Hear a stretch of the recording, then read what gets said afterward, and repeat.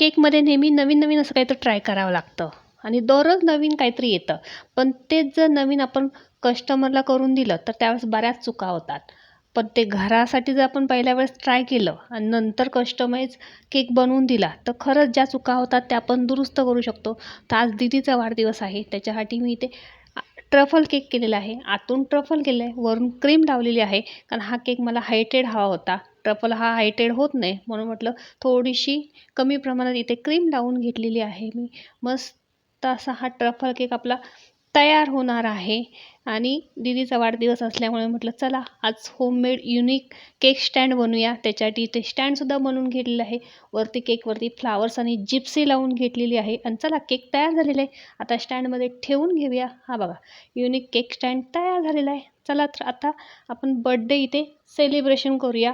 तर बर्थडेची सेलिब्रेशनची आमची तयारी झाली, पण पप्पांची आणि शर्विलची फोटोग्राफी काय होईना, मग कंटाळून मी खाली बसली शेवटी. Happy birthday dear Didi. Happy birthday to you. चला तर बर्थडे सेलिब्रेशन झालं. तुम्हाला हा युनिक केक स्टँड कसा वाटला हे कमेंट करून मला नक्की सांगा.